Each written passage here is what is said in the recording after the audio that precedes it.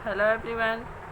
पिछले कुछ दिनों से आपकी क्लास के वीडियोस नहीं पढ़ रहे थे क्योंकि फर्स्ट तो आपके एग्ज़ाम थे, तो आपके एग्ज़ाम की प्रिपरेशन की वजह से और आप रिवीजन चल रहा था आपका, फिर आप एग्ज़ाम की तैयारी में लग गए, तो वीडियो इस वजह से नहीं जा रहा था क्योंकि आपको जो पढ़ाया गया था उसी को रिवाइज करना था। और फिर कुछ और कारण से आगे भी वीडियो कुछ लेट ही हो गया। तो आज हम नया चैप्टर स्टार्ट हम करते हैं। हमने आपके गद्य खंड से क्षितिज के 3 चैप्टर कंप्लीट कर लिए हैं, 3 या 4। अब पद्य खंड से अभी हमारा एक ही चैप्टर हुआ है, कबीर का। आपने कबीर जी को पढ़ा। अब कबीर के बाद एक और भक्ति शाखा की कवित्री को हमें पढ़ना है। अगला लेसन जो है आपका है लल गद्य से है। ये लल गद्य जो है ये कश्मीरी भाषा की कवित्री हैं। तो आइए इनके बारे में पहले हम जानते हैं। कश्मीरी भाषा की लोकप्रिय संत कवित्री लल गद्य का जन्म सन 1320 यानी 1320 को के लगभग कश्मीर स्थित पामपोर के शिशुपुरा गांव में हुआ था। जैसे मैंने आपको बताया, ये कश्मीर की लोकप्रिय कवित्री हैं। कश्मीरी भाषा में ही इन्होंने ज़्यादातर लिखा है, इसलिए इन्हें कश्मीरी भाषा की कवित्री लिखा गया है इस बुक में। इनका जन्म आपने देखा कश्मीर स्थित पामपोर के शिशुपुरा गांव में हुआ था इनका जन्म। इनके जीवन के बारे में प्रामाणिक जानकारी नहीं मिलती, अर्थात जो भी अभी आपने पढ़ा ये बहुत ही प्रामाणिक नहीं कहा जाएगा, बस एक अनुमान के आधार पे ये बताया जाता है। लल गद्य को लल्लेश्वरी, लला, लल योगेश्वरी, ललारिफा आदि नामों से भी जाना जाता है। उनका देहांत सन 1391 के आसपास माना जाता है, अर्थात कुछ भी प्रमाणिक नहीं है, ना मृत्यु का समय प्रमाणिक है और ना ही जन्म का समय, जन्म स्थान ही प्रमाणिक है। लेकिन एक अनुमान जो है उसके आधार पे हम देखते हैं, तो इनका जन्म 1320 में और देहांत 1391 के आसपास माना जाता है। लल गद्य के काव्य शैली को वाह कहा जाता है। जिस तरह हिंदी में कबीर के दोहे, मीरा के पद, तुलसी की चौपाई और रसखान के सवेरे प्रसिद्ध हैं, उसी तरह लल गद्य के वाक प्रसिद्ध हैं। अपनी वाकों के जरिए उन्होंने जाति और धर्म की संकीर्णताओं से ऊपर उठकर भक्ति के ऐसे रास्ते पर चलने का जोर दिया है जिसका जुड़ाव जीवन से है। उन्होंने धार्मिक आडंबरों का विरोध किया और प्रेम को सबसे बड़ा मूल्य बताया। अर्थात जिस तरह से कबीरदास जी भक्ति रस के कवि होते हुए भी आडंबरों का विरोध किया है और प्रेम को ही सबसे बड़ी पूजा या उपासना बताया है। हमें जर अचर से किस तरह से प्रेम होना चाहिए, ईश्वर कण कण में है, ये सब जिस तरह से कबीर जी ने बताया है कि ईश्वर से वही स्थिति आप समझ लीजिए जो कबीर की विचारधारा थी। लल गद्य ये कश्मीरी कवित्री की भी वही विचारधारा थी। इन्होंने भी आत्मज्ञान पर बहुत जोर दिया है, बाह्य आडंबरों का विरोध किया है, धार्मिक आडंबरों का विरोध किया है। इनका जुड़ाव जीवन की सभी जीवों से है। स्वार्थ इनके काव्यों में कहीं नहीं दिखाई देता, स्वार्थपरता की बात। इसके अलावा प्रेम को सबसे बड़ा मूल्य बताया है, जो कि कबीर की भी काव्य की एक विशेषता है। प्रेम ही सर्वोपरि कबीरदास जी ने भी बताया है। लोक जीवन के तथ्यों से प्रेरित लल गद्य की रचनाओं में तत्कालिक पंडिताओं भाषा, संस्कृत और दरबार के बोझ से दबी फारसी के स्थान पर जनता की सरल भाषा का प्रयोग हुआ है। अर्थात उस समय जो भाषा प्रचलित थी, संस्कृत उस समय की प्रमुख भाषा थी।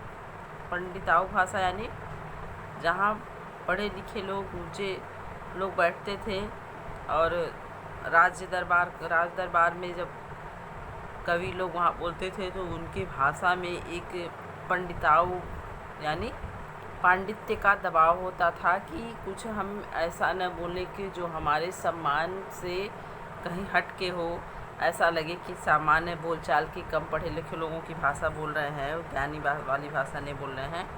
ये दबाव, ये बोझ उनके काव्य में नहीं मिलता है। उन्होंने जनता की सरल भाषा का प्रयोग किया है। यही कारण है कि लाल दत्त की रचनाएं सैकड़ों सालों से कश्मीरी जनता की स्मृति और वाणी में आज भी जीवित है। क्योंकि सरल भाषा सहजता से समझ में आती है और लोगों के जुबान पे चढ़ जाती है। जबकि उसके विपरीत, ठीक विपरीत, जब हम किसी कठिन भाषा का प्रयोग करते हैं, बहुत ही डिफ़िकल्ट वर्ड होते हैं, तो वो सहजता से सबकी जुबान पे नहीं चढ़ते और सहजता से वो याद भी नहीं होते। हमारे स्मृति पटल पे भी उनकी रूपरेखा बहुत जल्दी नहीं छपती है तो जल्दी मिट भी जाती है। तो इसीलिए इन्होंने जो सरल भाषा का प्रयोग किया, उसके कारण इनकी जो वाणी है, इनकी रचनाएं हैं, सैकड़ों सालों से कश्मीरी जनता की स्मृति और वाणी में आज भी जीवित हैं। वे आधुनिक कश्मीरी भाषा का प्रमुख स्तंभ मानी जाती हैं।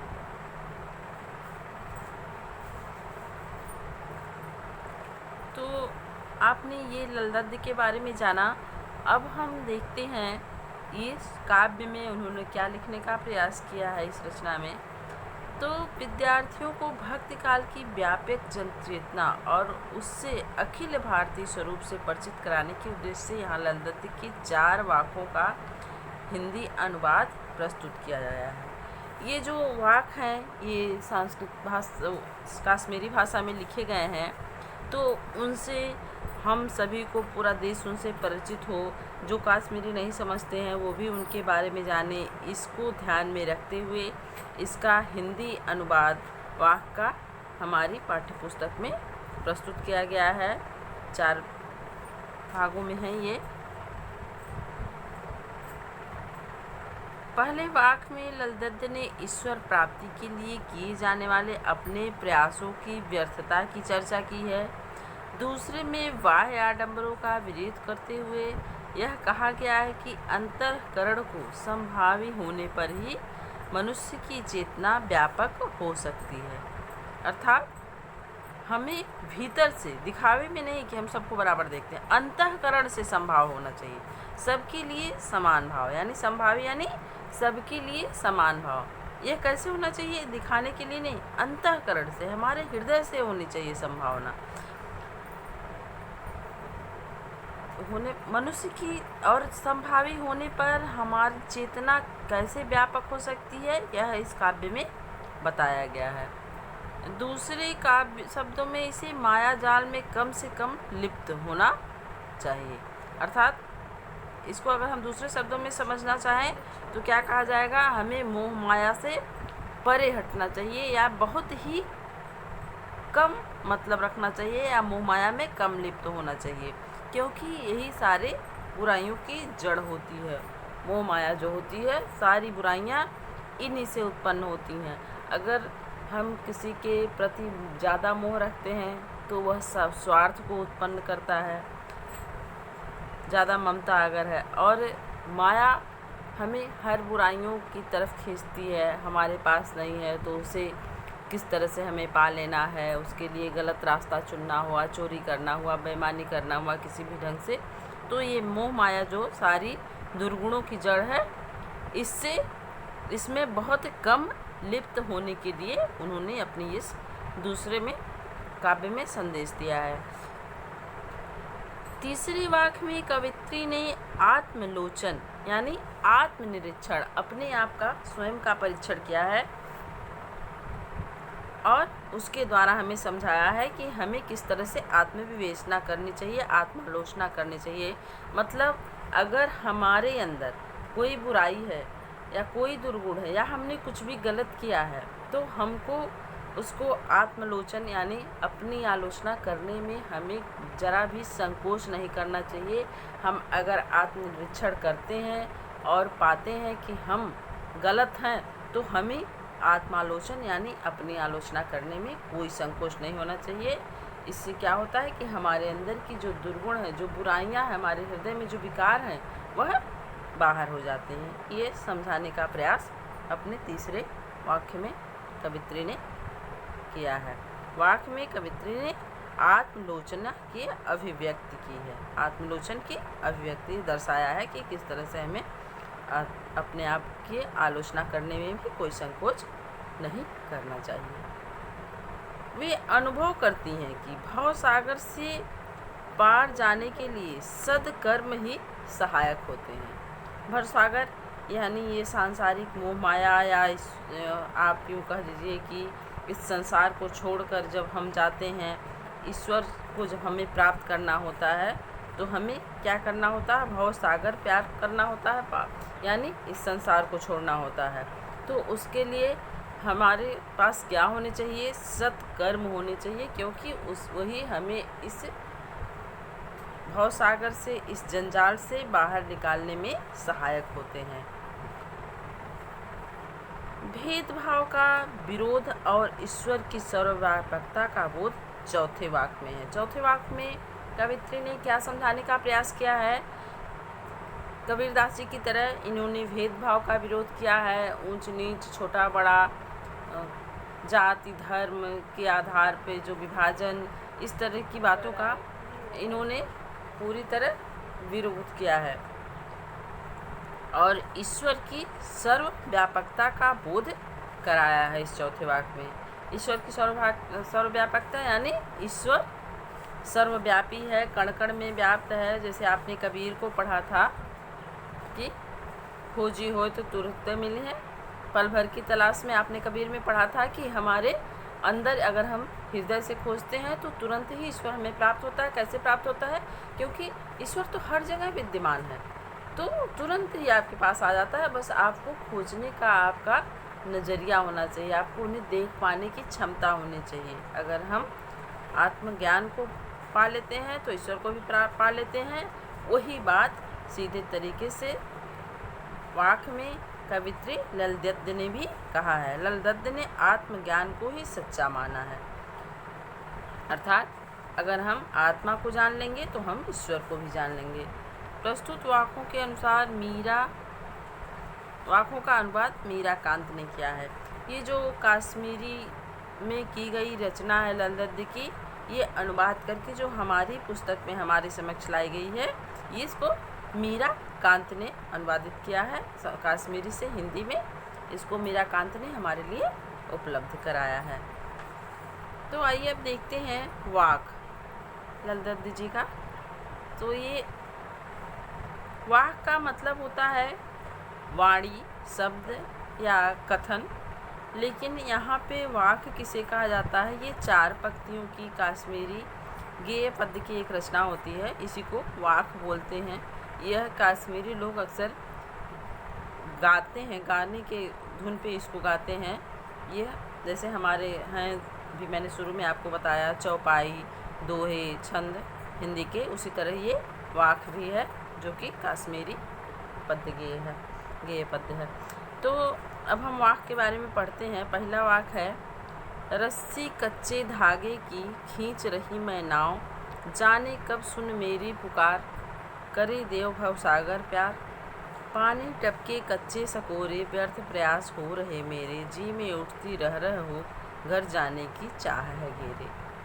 तो यहाँ देखिए पूरी तरह से रूपक अलंकार का प्रयोग किया गया है कि जो भी शब्द यहाँ पे कवित्री ने इस्तेमाल किए हैं वह शब्द कुछ और हैं और किसी और के बारे में कहा जा रहा है। तो रूपक जैसे रस्सी कच्चे धागे की खींच रही मैं नाव, तो ये रूपक किस प्रकार से हो गया कि यहाँ नाव किस चीज़ को कहा गया है? अपनी जीवन नैया को, अपनी ज़िंदगी को किस तरह से कवित्री कहना चाह रही है कि मैं अपनी जीवन नाव को किसी तरह से खींचकर आगे बढ़ा रही हूँ, अपने जीवन को चला रही हूँ। किससे?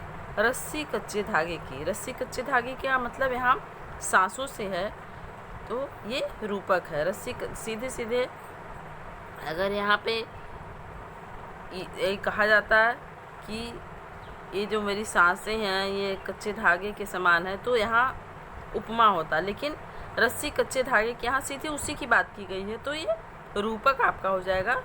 कच्चे धागे के रूप में सांसों का ये जो सांसों की डोरी है उसको कवित्री ने रस्सी, कच्चे धागे की रस्सी बताया है।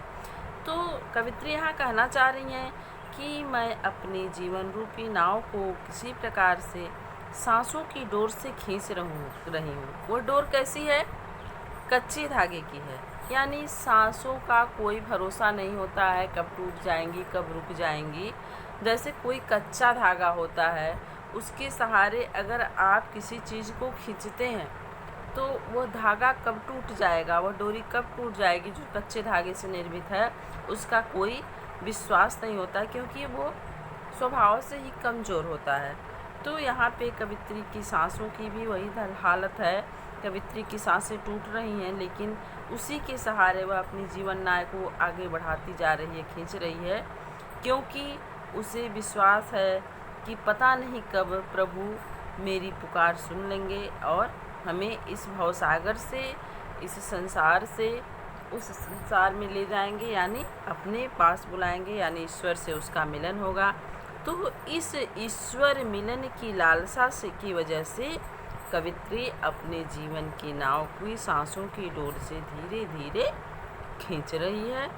वो भी सांसें उसकी कैसी हैं? कमज़ोर होती जा रही हैं, क्षीण होती जा रही हैं, इसीलिए उसकी उपमा कच्चे धागे से उसको रूपक में बताया गया है।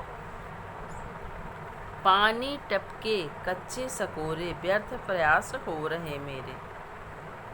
ये जो उसका जीवन है कैसा है? कच्चे सकोरे के समान। कच्चे सकोरे यानी मिट्टी का बना हुआ कच्चा बर्तन, जो कि स्वभाव से ही कमज़ोर होता है। मिट्टी के कच्चे बर्तन का कोई भरोसा नहीं होता है कि वो जरा सी चोट लगने पर, हाथ से छूटने पर टूट जाता है। उसी तरह ये जीवन कैसा है? मिट्टी से का बना हुआ ये जो शरीर है, मिट्टी के कच्चे बर्तन के समान है, जो स्वभाव से ही कमज़ोर है और इससे पानी निरंतर रिस रहा है, पानी टपक रहा है। पानी कैसे टपक रहा है? हमारे जीवन का जो एक एक क्षण है व्यतीत होता जा रहा है, अर्थात कवित्री के जीवन का डेली एक एक दिन घट रहा है, एक एक क्षण घटता जा रहा है, यानी एक एक बूंद पानी टपकता जा रहा है। देखिए पूरा का पूरा रूपक का प्रयोग हुआ है यहाँ पे। तो शरीर छीड़ होता जा रहा है, क्यों? क्योंकि वह स्वभाव से ही कमज़ोर है और एक एक दिन उसमें से कम होता जा रहा है। कवित्री के जीवन का एक एक दिन समाप्त होता जा रहा है। व्यर्थ प्रयास हो रहे मेरे, और उसके जो सारे प्रयास हैं वो विफल होते जा रहे हैं, वह सफलता नहीं प्राप्त कर पा रही है। कवित्री किस चीज़ का प्रयास कर रही है? कवित्री ईश्वर से मिलने का प्रयास कर रही है, और यहाँ पे उसके प्रयास सारे के सारे विफल हो रहे हैं। व्यर्थ प्रयास हो रहे मेरे, अर्थात कहने का तात्पर्य है मैं प्रभु मिलन की आस में जीवन की नाव को अपनी सांसों की डोर से, जो कि एकदम से कमज़ोर हो चुकी हैं, धीरे धीरे खींच रही हूँ, क्योंकि इस उम्मीद पे या यह उम्मीद मेरे दिल में है कि जाने कब प्रभु मेरी पुकार को सुन लेंगे और मुझे इस भवसागर से पार करेंगे। यह जो मेरा शरीर है दिन प्रतिदिन क्षीण होता जा रहा है, पानी टपके कच्चे सकोरे, यानी ये जो कमज़ोर शरीर है, इससे एक एक दिन निरंतर कम होते जा रहे हैं और मेरे सारे प्रयास विफल हो रहे हैं। प्रयास क्या है उनका? कच्चे धागे से, यानी सांसों की डोर, कमज़ोर सी सांसों की डोर से अपने जीवन की नैया को खींच रही है कवित्री। जी में उठती रह भूख, घर जाने की चाह है घेरे। रह रहकर कवित्री का मन व्याकुल होता जाता है, भूख से उठती है, अर्थात किसी चीज़ के लिए आप बहुत ही ललायत होते हैं, कोई भी बहुत ललायत रहता है, तो जब वह उसको नहीं मिलता, उसके बारे में निरंतर सोचता रहता है, तो कभी कभी अंतरात्मा कचोट सी जाती है, एक उसको चीज़ को पा लेने की छटपटाहट सी मन में होती है और बहुत तीव्र वेदना उठती है। वही वेदना कवित्री के मन में उठ रही है। किस चीज़ के लिए? घर जाने की चाह घेरे। यहाँ घर जाने से तात्पर्य है ईश्वर मिलन से। ईश्वर के मिलने की जो उत्कंठा है, कवित्री की चाह है, असीम चाह है, यानी छटपटाहट है अंदर से, उसको पाने के लिए, ईश्वर को पाने के लिए कवित्री के मन में रह रह के एक भूख से उठती है, तीव्र वेदना, अर्थात भूख मतलब रह रह कर तीव्र वेदना उठती है कि वह कब ईश्वर को प्राप्त करेगी। क्यों ऐसा हो रहा है उसको? क्योंकि उसकी सांसों की डोर कमज़ोर पड़ती जा रही है और जीवन के जो दिन हैं वो एक एक करके एक एक दिन घटते जा रहे हैं। तो ये आपके वाक्य का पहला जो वाक्य था ये आपका कंप्लीट हो गया। यहाँ पे आपका हिंदी में है ये वाक्य, जबकि कवित्री ने इसे कश्मीरी में लिखा है। इसमें पूरी तरह से रूपक अलंकार का प्रयोग हुआ है। अब दूसरा वाक्य देखते हैं। खा खा कर कुछ पाएगा नहीं, न खाकर बनेगा अहंकारी, सम खा तभी होगा संभावी, खोलेगी सांकल बंद द्वार की। अब यहाँ देखिए वही बात है, फिर से रूपक का प्रयोग यहाँ पे भी हुआ है। खा खा कर कुछ पाएगा नहीं, यानी कुछ लगातार खाते रहोगे तो कुछ पाओगे नहीं। आपको सीधा सा अर्थ यही दिखाई देगा यहाँ पे, लेकिन ऐसा नहीं है। यहाँ पे कवित्री ने भोगों की बात, भोगों को उपभोग करने की बात की है। जो हमारे भोग विलास के साधन होते हैं उनका हम कितना ज़्यादा उपभोग करते हैं या हम विलासी बन जाते हैं, बहुत सी चीज़ों को भोग करते हैं, तो इससे क्या होता है, इससे हमें कुछ नहीं मिलता, बल्कि हम स्वार्थी बन जाते हैं। अगर हम बहुत ज़्यादा भोगों का उपभोग करेंगे, बहुत ही सामग्रियों या जो भोग की सहायक सामग्रियां हैं हमारे लिए, जो भोग है, बहुत सारा हम चाहेंगे कि हम बिल्कुल आलसी हो जाएं और सारी चीज़ें हमें ही मिल जाएं, तो इससे क्या होगा, इससे आपके अंदर स्वार्थ की भावना जागृत होगी। जितना ही ज़्यादा हम भोग करेंगे हमें कुछ प्राप्त नहीं होगा, बल्कि हमारे अंदर एक विकार उत्पन्न होगा। हमारे हृदय में क्या होगा, स्वार्थ जो कि मनुष्य की एक गहरी कमी होती है, एक विकार होता है हमारे शरीर का, हमारे मन का, हमारी आत्मा का, तो वो हमारे अंदर पनपेगा। इसलिए बहुत ज़्यादा भोगने का प्रयास हमें नहीं करना चाहिए। चाहे सुख भोगना हो, चाहे आराम भोगना हो, तो हमें उपभोगों का बहुत अधिक भोग करने का प्रयास नहीं करना चाहिए। ना खाकर बनेगा अहंकारी। अब यहाँ देखिए, खा खाकर कुछ पाएगा नहीं, न खाकर बनेगा अहंकारी, दोनों में विरोधाभास है। अर्थात कवित्री एक तरफ कह रही है कि खाने से कुछ नहीं होगा, यानी भोगों का उपभोग करके कुछ प्राप्त नहीं होगा, बल्कि तुम स्वार्थी बनोगे, और फिर कह रही है कि न खाकर बनोगे अहंकारी। ये जिस तरह स्वार्थ एक विकार है हमारे मनुष्य के हृदय का, मनुष्य के शरीर का, उसी तरह से अहंकार उसमें सर्वश्रेष्ठ है इन विकारों में। तो यहाँ क्या कर रही है कवित्री, खा खा कर कुछ पाएगा नहीं, अगर तुम भोगों का उपभोग करोगे तो तुम्हें कुछ नहीं मिलेगा। न खाकर बनेगा अहंकारी। अब देखिए, नहीं खाने से तो और भी ज़्यादा भयंकर स्थिति उत्पन्न हो रही है, क्योंकि स्वार्थ से कहीं बड़ी ये विडंबना है अहंकारी होना। सबसे ज़्यादा समाज के लिए हानिकारक, हमारे खुद के लिए हानिकारक, देश के लिए, विश्व के लिए, घर के लिए हानिकारक अगर कोई हमारे अंदर दुर्गुण है तो ये क्या है, अहंकार। और यहाँ न खाने पर मनुष्य क्या हो रहा है, अहंकारी। न खाने का क्या तात्पर्य है, अगर हम भोगों को बिल्कुल नहीं भोगेंगे, हम त्याग कर देंगे, इनका पूरी तरह त्याग कर देंगे, यानी यहाँ खा खा कर बहुत ज़्यादा खाने की बात थी, बहुत ज़्यादा भोगों का उपभोग करने की बात थी, और यहाँ पे है बिल्कुल न खाना। बिल्कुल अगर हम भोगों को त्याग देंगे तो हमें त्यागी होने का अहंकार पैदा हो जाएगा। होता है ना, मैं बहुत बड़ा त्यागी हूँ, मैंने तो ये छोड़ दिया, मैंने उसको ये दे दिया, मैंने ये कर दिया, तो ये मैं क्या है, मैं अहम का ही एक रूप है। जहाँ मैं शब्द आता वहाँ अहंकार दिखाई दृष्टिगोचर होता है। तो ये अहंकार सर्वथा विनाशकारी होता है, ये विनाश की जड़ होती है अहंकार। ये हमारे साथ साथ और लोगों को भी लेट डूबती है। अहंकार ऐसा नहीं है कि दूसरे लोगों का ही विनाश करेगी, हमारा अपना भी विनाश करती है। हमारे भावों का, हमारे अंदर जो प्रेम है, दया है, इन भावनाओं का नाश करती है और ज्ञान का भी नाश होता है, क्योंकि अहंकार से क्रोध का भी जन्म होता है। तो यहाँ पे कवित्री ने क्या कहा, खा खा कर कुछ पाएगा नहीं।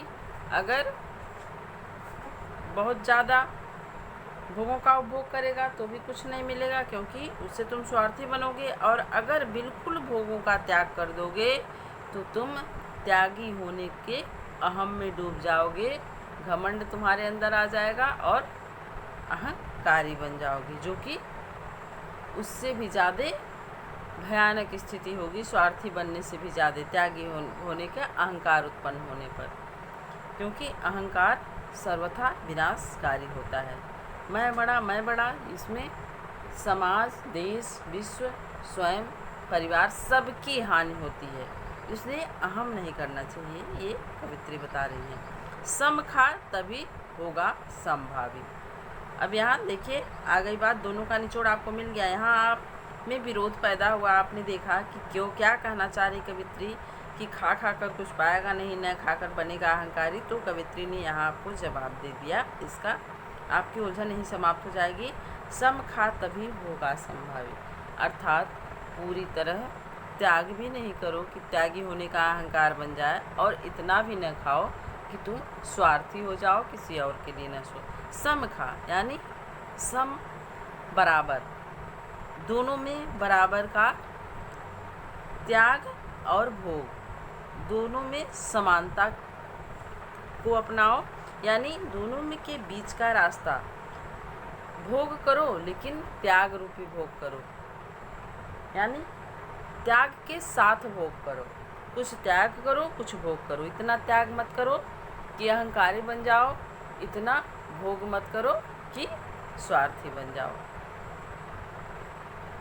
तो ये कवित्री कहना चाह रही है कि सम खा, यानी दोनों के बीच का मार्ग कवित्री ने अपनाने का भाव जागृत किया यहाँ पे, कि त्याग और भोग के बीच का रास्ता अपनाओ, यानी त्याग रूपी भोग को अपनाओ या भोग को त्याग के साथ अपनाओ।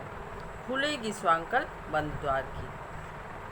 सम खा तभी होगा संभावी, जब दोनों के बीच का मार्ग अपनाएंगे। सम खा यानी दोनों के बीच की समता की रास्ता अपनाएंगे, समानता की रास्ता मार्ग को पकड़ेंगे, तो हम क्या होंगे, समभावी। और समभावी होने से क्या आएगा, होगा, हमारे अंदर उदारता आएगी, हमारे सारे विकार दूर होंगे। जब हम उदार बनेंगे तो हमारे जो हृदय का बंद द्वार है वह चराचर विश्व के लिए खुल जाएगा।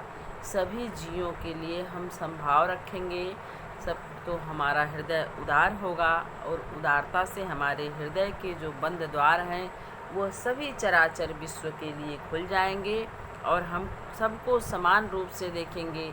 हमारे अंदर के सारे विकार दूर हो जाएंगे, हमारे सारे दुर्गुण हमसे दूर हो जाएंगे, और हम एक संभावी व्यक्ति के रूप में समाज के हित के लिए कार्य करेंगे, क्योंकि समाज में हमारे जो दृष्टि है वो संभाव देखेगी। तो अब ये आपका 2 वाक्य आपका कंप्लीट हो गया। तीसरा है आपका,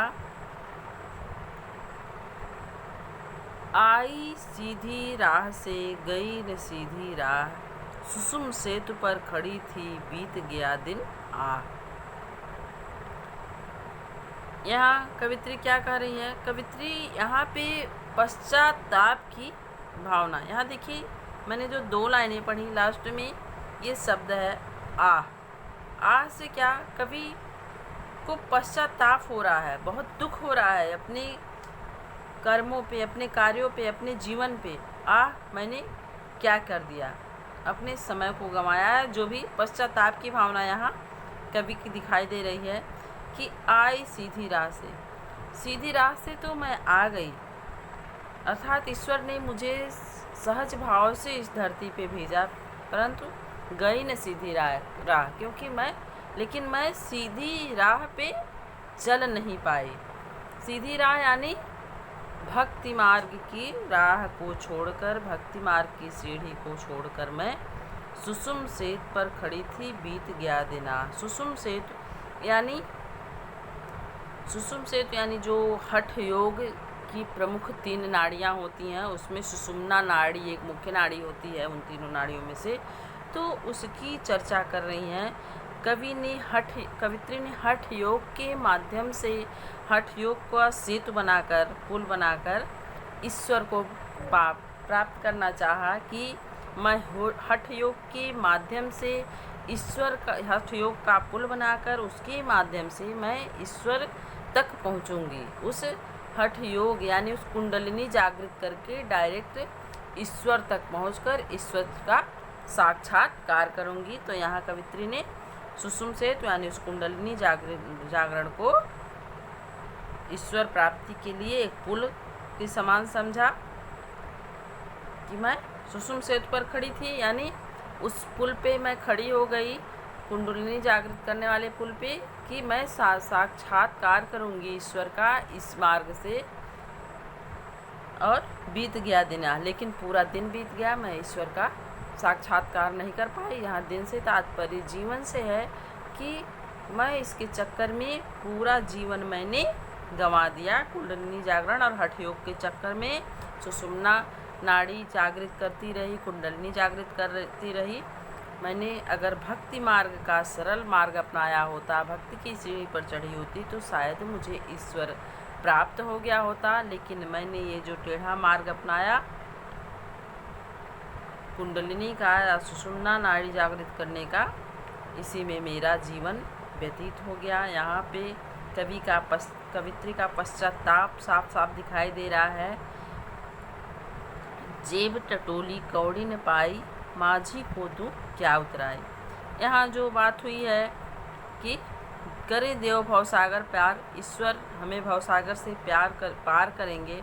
तो पार करने के लिए हम कोई भी नदी पार करते हैं नाविक के द्वारा, किसी भी वाहन से कहीं भी जाना चाहते हैं, तो हमें उसका किराया देना होता है। उसको यहाँ ने कवित्री ने उतराई कहा है कि जैसे नाव से नदी पार करने के बाद केवट को, माझी को उतराई देनी होती है, किराया देना होता है, तो उसी तरह जब ईश्वर हमें, मैंने तो अपना जीवन कुंडलिनी जागरण में व्यतीत कर दिया, कुंडलिनी को जागृत करती रही, हठ योग का मार्ग अपनाया, और मैंने पूरे जीवन में और किसी चीज़ पे ध्यान नहीं दिया। इसी हठ योग की साधना में मेरा पूरा जीवन व्यतीत हो गया, पूरा जीवन का हर एक क्षण मैंने व्यतीत कर दिया, और मेरे पास, मैं तो बिल्कुल कंगाल ही रह गई, मेरे पास कुछ नहीं था। कुछ का मतलब यहाँ पे पुण्य कर्म नहीं थे, क्योंकि जब भवसागर पार करने के लिए ईश्वर मुझसे उतराई मांगेंगे, वह उतराई किस रूप में होनी चाहिए? पुण्य कर्मों के, सदकर्मों के रूप में उतराई देनी पड़ती है।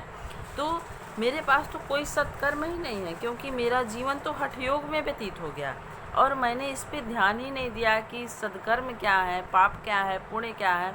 मैंने कोई पुण्य कमाई ही नहीं की। तो जब मैंने कमाई ही नहीं की, तो मेरे पास एक कौड़ी भी नहीं है। सदकर्म रूपी, पुण्य कर्म रूपी मेरे पास कोई कमाई नहीं है, एक कौड़ी नहीं है।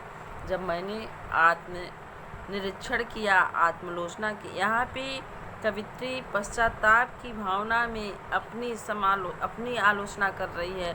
अपने आत्मनिरीक्षण करने के बाद, आत्मलोचन करने के बाद कवित्री बता रही है कि मेरा तो पूरा जीवन हठ योग की साधना में निरर्थक बीत गया। मैंने तो कुछ कमाया ही नहीं, कोई पुण्य कर्म ही नहीं कमाया, कोई सत्कर्म ही नहीं किया। तो जब भवसागर से पार करने के लिए प्रभु मेरे समक्ष आएंगे, तो मैं, और मुझसे उतराई मांगेंगे कि भवसागर पार करने का जो किराया होता है, जो इस नाव पे बैठाने का, भवसागर से जो नाव पार करेगी हमें, प्रभु यानी नाविक जो प्रभु के रूप में होंगे, और मुझसे मांगेंगे कि मुझे इस भवसागर से पार करने का किराया दो। तो मैं तो अपनी पूरे जीवन का मैंने निरीक्षण किया, मेरे पास कोई कमाई नहीं है जो मैं उस नाविक रूपी प्रभु को दे सकूं, क्योंकि मैंने जीवन हठ योग करने में पूरा जीवन गंवा दिया। और बीत गया दिन यानी जीवन समाप्त हो गया और मैं कुछ नहीं कमा पाई, यानी कोई सत्कर्म नहीं कर पाए, कोई पुण्य कर्म नहीं कर पाए, भक्ति का मार्ग मैंने अपनाया नहीं। और अब पछताने से कुछ नहीं होता है, क्योंकि आपने भी सुना होगा, अब पछताए होत क्या जब चिड़िया चुग गई खेत। तो वही कवित्री पे लागू हो रहा है, जो वह जीवन की उस संध्या के पर खड़ी है जहाँ तुरंत रात होने वाली है, जिसकी जीवन रूपी संध्या, जीवन का सूर्य अस्त होने वाला है। और अब उसे समझ में आ रहा है कि मुझे हठ योग का मार्ग न अपनाकर मुझे कौन सा मार्ग अपनाना था? भक्ति का सीधा साधा सरल मार्ग की सीढ़ी अपनानी थी, जो मुझे साक्षात ईश्वर तक ले जाती। लेकिन मैंने तो हठ योग के पुल द्वारा ईश्वर का साक्षात दर्शन करना चाहा और इसी में मेरा जीवन व्यतीत हो गया। अब तो मेरे जीवन में कुछ भी नहीं है और मेरे पास समय भी नहीं है। यह पश्चाताप कवित्री के मन में होता है कि अब तो मेरे पास कुछ नहीं रह गया और मेरा जीवन भी समाप्त हो गया, जीवन की संध्या अब ख़त्म होने वाली है। अब तो वह भवसागर की काली अंधेरी रात दिखाई दे रही है समक्ष, और उससे पार करने वाले प्रभु को देने के लिए मेरे पास कुछ भी नहीं है। तो ये आपका तीसरा वाक्य कंप्लीट हुआ। अब चौथा वाक्य देखते हैं क्या कहना चाह रही इसमें कवित्री। थल थल में बसता है सिहुई, भेद न कर क्या हिंदू मुसलमान। यहाँ देखिए चौथा वाक्य है आपका, थल थल में बसता है सिहुई, भेद न कर क्या हिंदू मुसलमान। ज्ञानी है तो स्वयं को जान, वही है साहिब से पहचान। यहाँ पे आपने कबीर को पढ़ा है तो वही चीज़ यहाँ पे कवित्री भी कहना चाह रही, वही बातें आपको समझाना चाह रही हैं कि कण कण में ईश्वर विद्यमान है। शिव से यहाँ तात्पर्य ईश्वर से है कि कण कण में, जैसे शिव ने कहा सांस सांस में, तो जैसे मनुष्य के हर एक सांस में ईश्वर है, थल थल में यानी एक एक कण में, धरती पे, आकाश जमीन, सर्वत्र ईश्वर है। कोई ऐसा स्थान नहीं है जहाँ पे ईश्वर नहीं है, अर्थात हर जगह ईश्वर है। तो जब हर जगह ही ईश्वर का निवास है तो भेद किस बात का, अंतर किस बात का है? यहाँ पे मंदिर मस्जिद, हिंदू मुसलमान, छोटा बड़ा, ऊंच नीच, जाति धर्म, यह भेद नहीं करना चाहिए, क्योंकि ईश्वर तो हर जगह सर्वव्यापी है, सबके अंदर है, सब जगह है, सर्वत्र है और सबके हृदय में है। तो इसलिए भेद नहीं करो। भेद किस बात का? जो हम ऊंच नीच, जात पात, धर्म के आधार पर भेदभाव करते हैं, हिंदू मुसलमान, छोटा बड़ा, अपना पराया, यह भेद मत करो, क्योंकि जो ईश्वर है वह सर्वव्यापी है, वह कण कण में है, प्राणी प्राणी में है, हर जीव में है। तो इसलिए कहीं भी भेद न कर। ज्ञानी हो तो स्वयं को जान।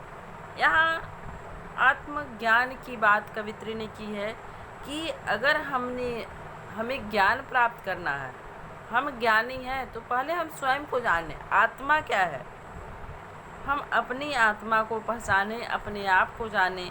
यहाँ जो अभी आत्मलोचन किया कवित्री ने, उसी के आधार पे कवित्री ये बताना चाहती है कि पहले आत्मनिरीक्षण करो, अपने आप को जानो कि हम क्या हैं, तो तुम सच्चे ज्ञानी हो। अगर तुम सच्चे ज्ञानी हो तो क्या करो? अपने आप को पहचानो, अपनी आत्मा को जानो, अपनी अंतरात्मा को समझो कि हम क्या हैं, वही है साहिब से पहचान। अगर तुमने अपने को जान लिया, यानी आत्मा को जान लिया, आत्मा का ज्ञान तुम्हें प्राप्त हो गया, तो तुम ईश्वर का ज्ञान भी प्राप्त कर लोगे। यानी सच्चा ज्ञान क्या है? आत्मज्ञान। अगर हम आत्मा को जान लेते हैं तो अगर हमें स्वयं की आत्मा से साक्षात्कार हो गया तो समझ लीजिए हमें ईश्वर से साक्षात्कार हो गया। यानी वही है साहिब से पहचान। स्वयं को जानना क्या है? ईश्वर को जानना है। अगर हम आत्मा को का ज्ञान हमें हो गया तो हमें ईश्वर का ज्ञान अपने आप ही हो जाएगा, क्योंकि हर आत्मा में ईश्वर विद्यमान होता है। तो यही कवित्री का यहाँ पे टोटल जो आप ये वाक्य पढ़ेंगे तो आपको कबीर के विचार समझ में आएंगे कि ईश्वर जो है वह कण कण में निवास करता है, ईश्वर सर्वव्यापी है और भेद न कर यानी किसी से भी भेदभाव का मत रख, ऊंचा नीचा, छोटा बड़ा, हिंदू मुसलमान, इसका भावना, मंदिर मस्जिद, ये भावना ख़त्म कर देनी चाहिए। समता का भाव, यहाँ देखिए दूसरे में जो कवित्री ने बताया था समभाव, ये सब एक दूसरे से मिलते जुलते, आपको एक का जवाब दूसरी जगह मिल जावे। समभावी यानी समान भाव रखने वाला बन, भेद न कर, समभावी बन।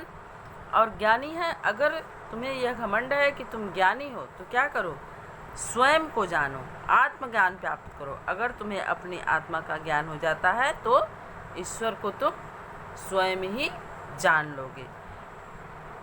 तो ये आपका चैप्टर जो है कंप्लीट हो गया एक ही वीडियो में, छोटा चैप्टर था। तो ये आज का लिए इतना ही। नेक्स्ट वीडियो में इसकी एक्सरसाइज कराई जाएगी। और एक काम आप ज़रूर करिए, जो रिवीजन करते हैं आप, रिवीजन तो करिए ही करिए, साथ ही ये जो शब्द संपदा होता है यानी वर्ड मीनिंग, इसको आप ज़रूर पढ़ा करिए।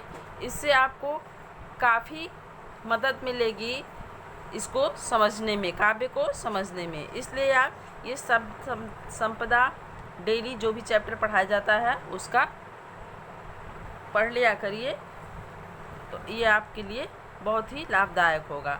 अब जो रह गया है इसका प्रश्न अभ्यास। प्रश्न अभ्यास में आपके 7 क्वेश्चन हैं, फिर रचना व्यक्ति के हैं एक दो क्वेश्चन, एक ही क्वेश्चन है रचना व्यक्ति में, तो ये आपके 8 क्वेश्चन हैं नेक्स्ट चैप्टर में। नेक्स्ट वीडियो में ये भी आपका कंप्लीट हो जाएगा। आज हमने एक कश्मीरी कवित्री ललदद्दे के बारे में पढ़ा, जो कि भक्ति शाखा की कवि हैं, और इन्होंने अपने पश्चाताप के भाव से ये भी दिखाया है कि हमें हठ योग में न पढ़कर सीधे भक्ति मार्ग अपनाना चाहिए, समभाव रखना चाहिए, और हमें अपने जीवन को व्यर्थ न गंवाकर पुण्य कर्मों सत्कर्मों में लगाना चाहिए। तो ये चैप्टर ही कंप्लीट हो गया है। Thank you, have a great day.